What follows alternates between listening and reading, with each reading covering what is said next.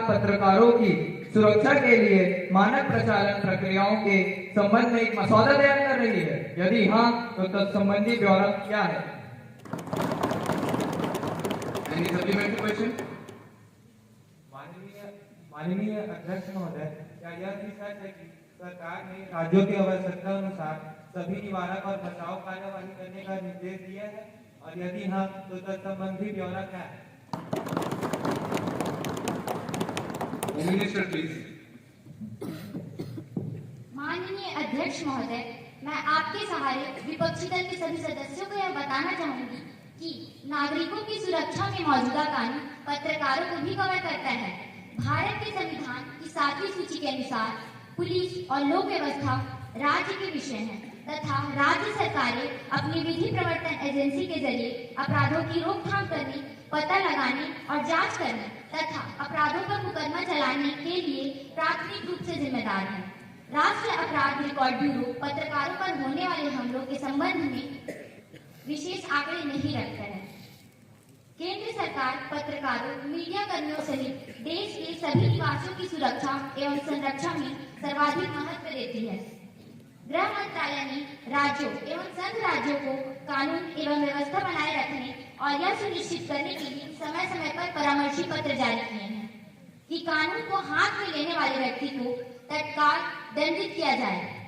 विशेष रूप से पत्रकारों की सुरक्षा के संबंध में दिनांक 20 अक्टूबर, जी हाँ, दिनांक 20 अक्टूबर 2017 को राज्य संघ राज्य क्षेत्रों को एक परामर्शी पत्र जारी किया गया था, जिसमें उनसे मीडिया कर्मियों के लोगों एवं उनकी सुरक्षा एवं संरक्षा के सुनिश्चित करने के लिए कानून को दृढ़ता से लागू करने का अनुरोध किया गया था।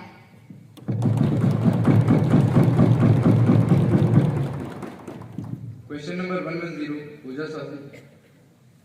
माननीय अध्यक्ष महोदय, मैं हमारे शिक्षा मंत्री से यह पूछना चाहती हूँ कि क्या हमें इस बात से अवगत है कि किस तेजी से हमारे देश में छात्रों के आत्महत्या के मामले बढ़ते जा रहे हैं। युवा पीढ़ी देश का भविष्य इस तनाव से गुजर रहा है कि लगातार आत्महत्या की ओर अग्रसर होते जा रहे हैं। हर एक घंटे में छात्रों के द्वारा की आत्महत्या का जिम्मेदार बच्चे हैं या हमारी शिक्षा नीति। कृपया शांति बनाए रखें। संबंधित मंत्री कृपया जवाब दें।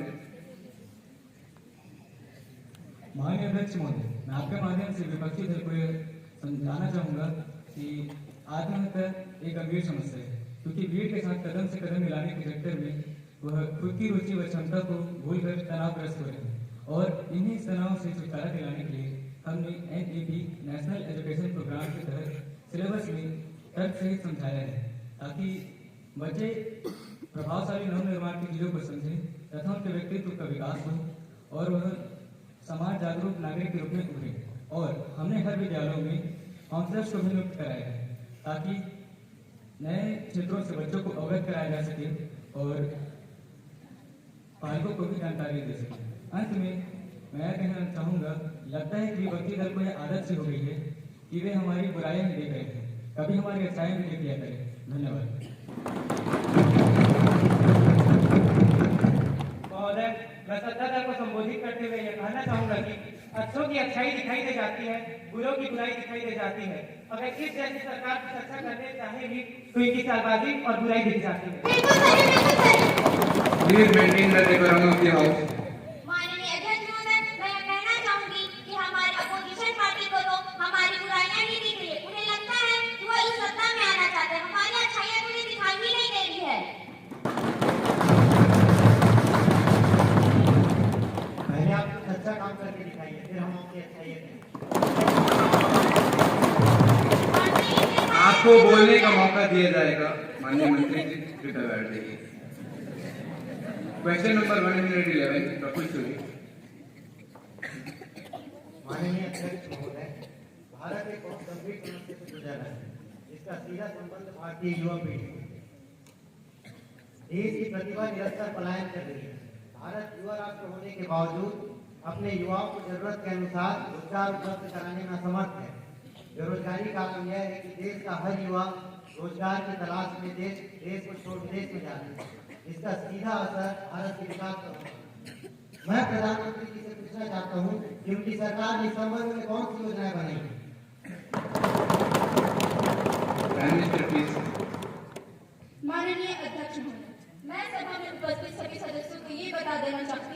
भारत की सरकार अपने युवा पीढ़ी को रोजगार उपलब्ध कराने में प्रतिवर्ष 2 लाख नौकरियों, जी हाँ 2 लाख नौकरियों का जो लक्ष्य निर्धारित किए हैं उसमें सफलतापूर्वक कार्य कर रहे हैं।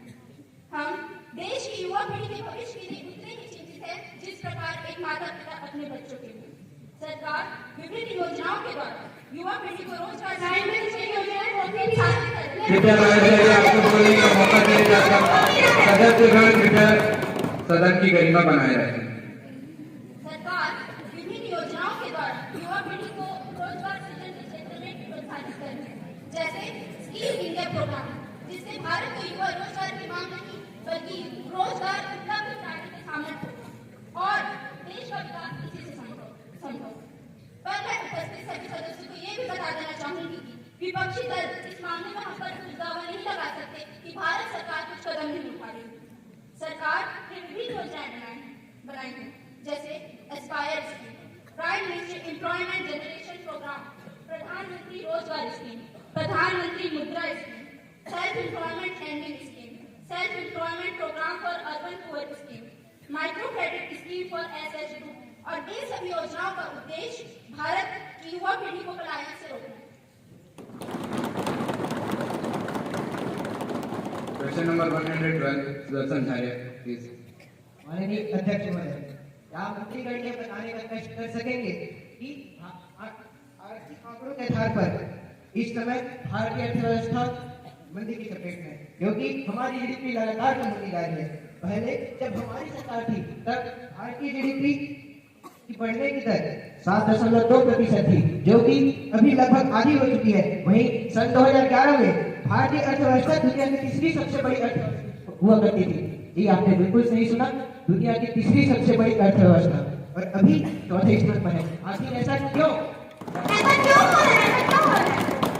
घरेलू बाजारों में आवश्यक खाद्य वस्तुओं की कीमत तो जैसे आसमान छूकर निकल रही है। आमजन महंगाई की मार से त्रस्त है। सरकार इस गंभीर विषय पर अपनी नीतियां स्पष्ट करे और इस संकट से निपटने के लिए किए जा रहे प्रयासों को सदन से अवगत कराएं। वित्तीय मंत्री किशन स्वरूप कृपया इसका जवाब दें। माननीय मंत्री जी, मुझे खेद है कि आपकी देश के लिए एक अहम भूमिका होने के बावजूद आप सिर्फ सरकार की आलोचना पे आलोचना करते जा रहे हैं। मैं आपको यह बताना चाहूंगा कि हम गिरते हुए अर्थव्यवस्था को लेकर बहुत ही चिंतित हैं। सरकार इस गंभीर विषय पर अनेक उपाय कर रही है। प्रथम, विश्व परिप्रेक्ष्य में देखें तो विकसित राष्ट्र जैसे और यूरोपीय अर्थव्यवस्था में मंदी का असर दिखाई दे रहा है और भारत भी अछूता नहीं है। हमारा प्रयास भारत में उपस्थित सकल घरेलू उत्पाद में निरंतर वृद्धि करना है।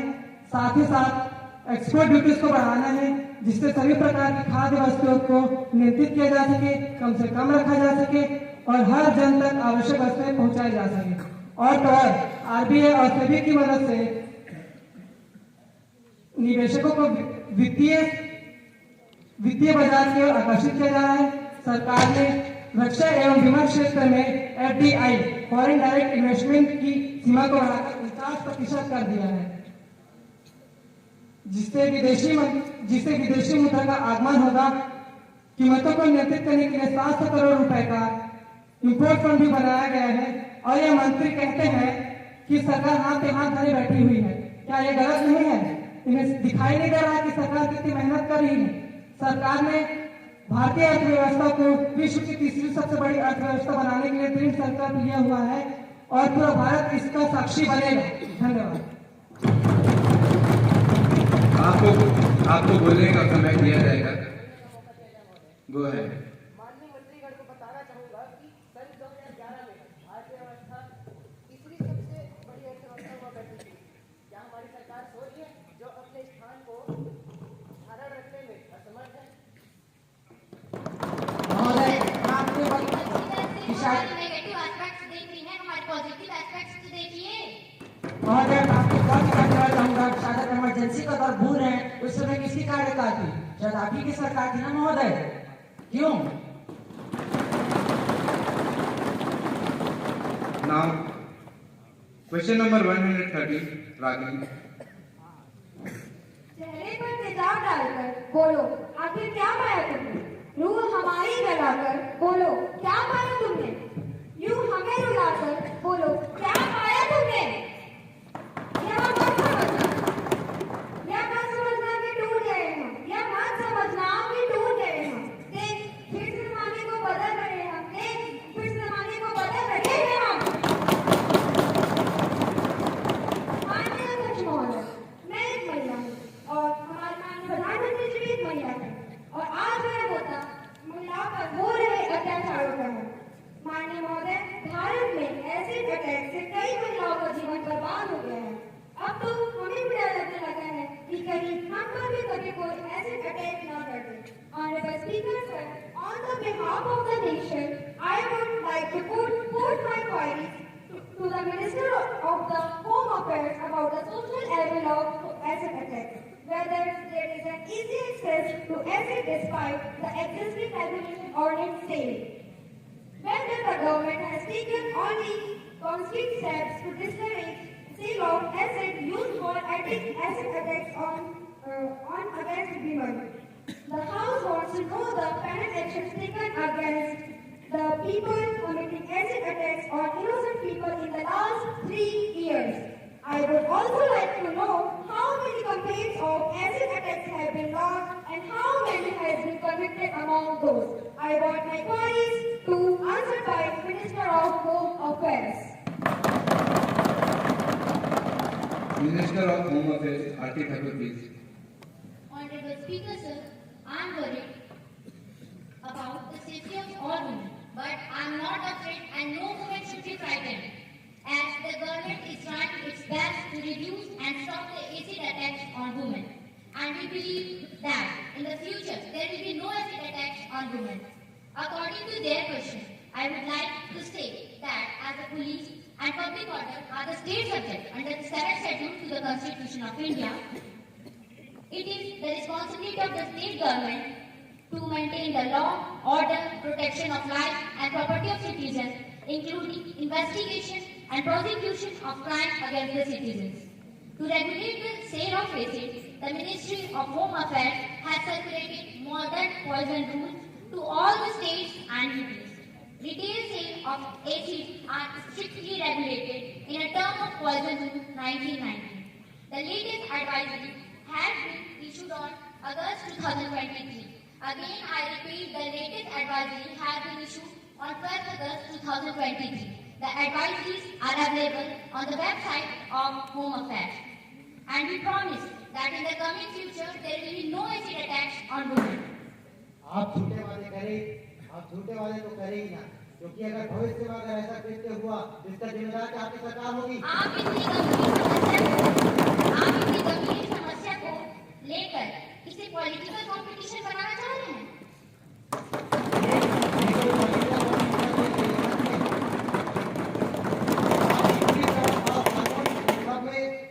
भीगी पड़ती दिखाई दे रही है, इसमें कुछ Actions will be taken.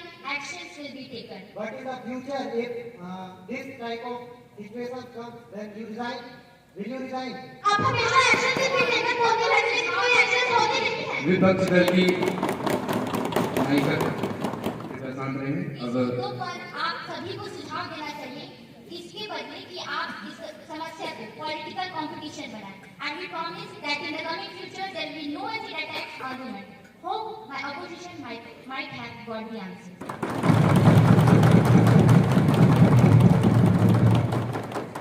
now, question hour sent and paper will be laid down.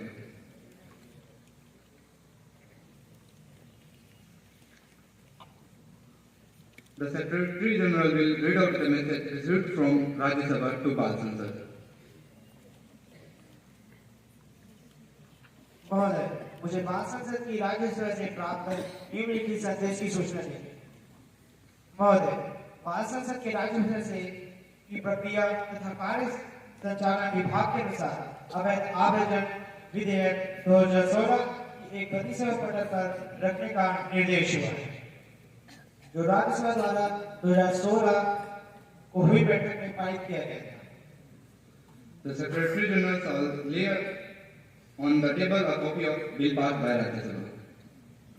महोदय, मैं राज्यसभा से द्वारा प्राप्त किए गए अवैध आवेदन विधेयक 2016 को एक प्रतिशत पत्र पर रख सकता हूँ।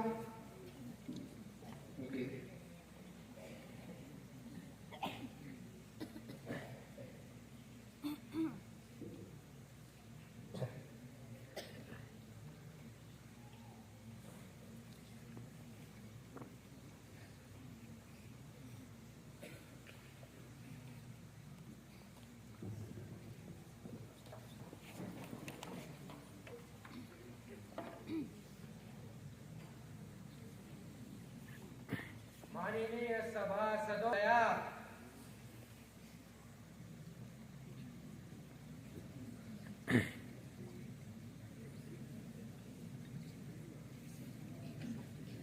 Please sit down. Now the 0-hour question begins.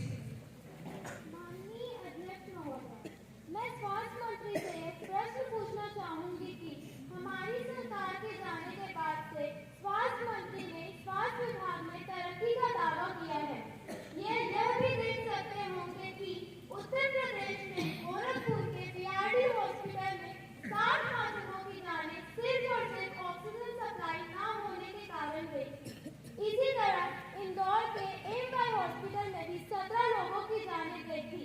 सच तो यह है कि आपकी सरकारें सिर्फ और सिर्फ झूठे दावे करना जानती हैं और आपके अस्पतालों में मरीजों के मनोरंजन के लिए चूहे दौड़ रहे हैं जनाब।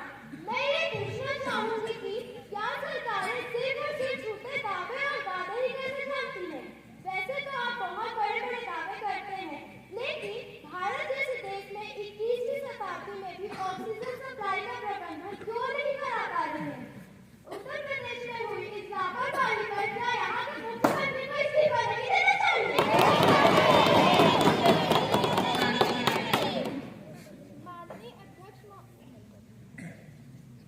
माननीय अध्यक्ष महोदय, मैं सदन में उड़ीसा के बालासोर में घटित रेल दुर्घटना पर गहरी संवेदना प्रकट करती हूँ। मैं अध्यक्ष महोदय को यह भी बताना चाहती हूँ कि इस दुर्घटना से 233 जाने, हाँ आप बिल्कुल सही सुन रहे हैं, 233 जाने और 15 लोग गंभीर रूप से घायल हुए हैं।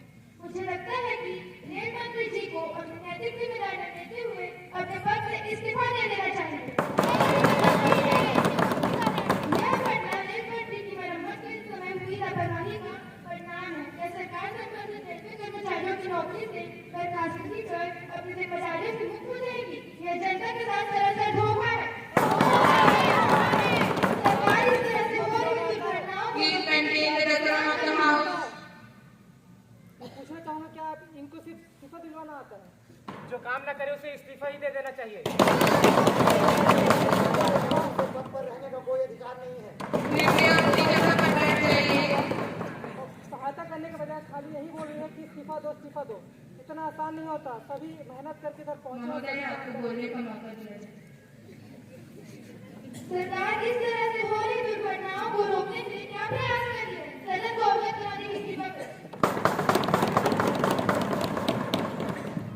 माननीय अध्यक्ष महोदय, सरकार ब्यूरोक्रेटिक शक्तियों का दुरुपयोग कर रही है। सीबीआई सरकार ने अपने अनुसार विरोधी इंटरनेट के खिलाफ गैर कानूनी रूप से डराने और धमकाने के रूप में इस्तेमाल कर रही है। सरकार के विरोध में रहने वाले विपक्षी दलों के सदस्यों पर भी आए दिन प्रवर्तन निदेशालय के छापे मारे जा रहे हैं, जिससे लोकतंत्र की भूमिका खतरे में। अगर ये यूं ही हमारे पर नजर रखते हैं तो हम काम कैसे कर पाएंगे? इनकी गलतियां कैसे बता पाएंगे? और सरकारी परिणाम पर से दबाव बना रही है। Parliamentary Working Minister, please, Chairman. Speaker Madam, I will convey this matter to concerned ministers. Speaker महोदय ने विशेष अधिकार हनन का गंभीर उल्लंघन किया है। सिविल सोसाइटी के कुछ समाचार चैनलों और समाचार पत्र मुंबई के सदस्यों ने संसदीय स्टैंडिंग द्वारा अनुमोदित भूमि अधिग्रहण विधेयक 2013 के मसौदे पर टिप्पणी करते हुए इन सभी को बेईमान बताया और इसके बारे में अपना संदेह व्यक्त किया। पूरे राजनीतिक वर्ग और सभी माननीय सदस्यों की अखंडता का हनन हो रहा है। इसलिए अनुरोध है कि आप मुझे इस मामले पर पूर्ण प्रश्न पूछने की अनुमति दी जाए। Nidhi, have you given the notice earlier? You may give this notice along with a copy of newspaper cutting and statement made by the civil society member if recorded. I shall consider it. You cannot spring a surprise on me like this. Ma'am, I had already given notice of it at 10:50 a.m. today.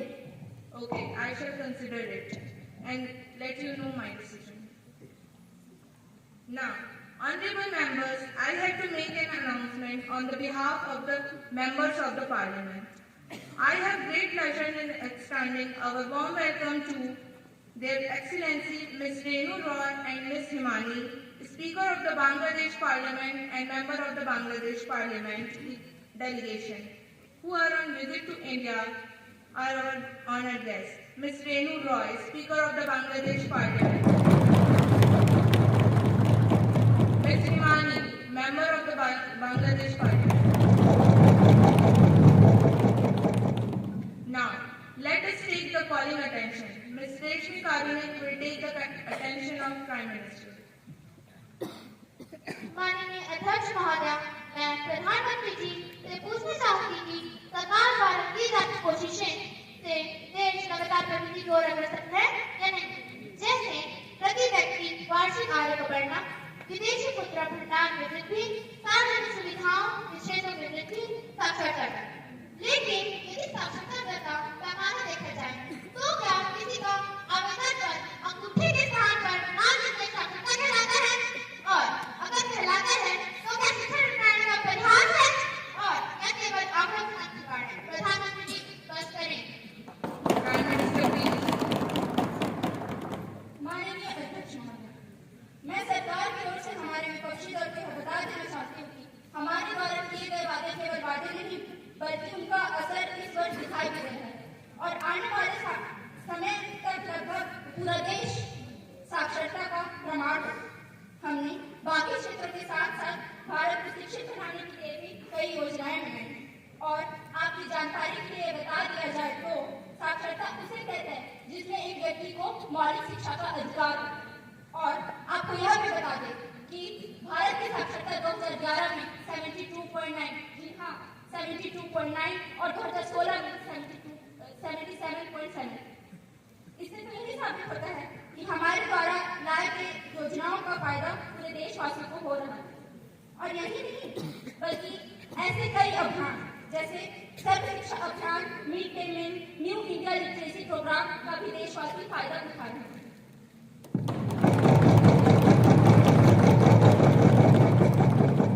Now the time for legislative business. Honorable Prime Minister, please introduce the bill.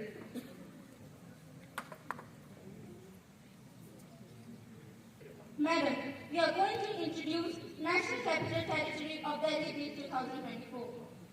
The bill replaces an ordinance promulgated by the Centre for handling the transfers and postings of officials in the Delhi government. The bill does away with the contentious section 3A of the ordinance that held that the Delhi Legislative Assembly will not have control over services under entry 41 of 3(2) of the 7th schedule of the Constitution.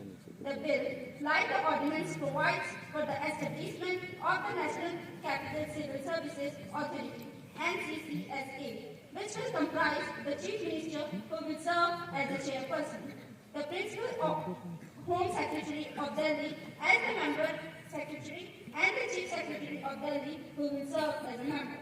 The authority shall have the responsibility to recommend the transfers and postings of all group A officers and the officers of Delhi serving in the affairs of the government of National Capital Territory of Delhi, but not officers serving in connection with any subject matter, either fully or in part, connected with entries 1, 2, and 18 of 3(2) of the 7th schedule to the Constitution, and entries 64, 65, and 66 of 3(2) of the 7th schedule to the Constitution, which is connected therewith or incidental thereto to the Lieutenant Governor. The bill states that in case the Secretary to the Council of Ministers is of the opinion that the proposal considered and decided by the Council is not in accordance with the provisions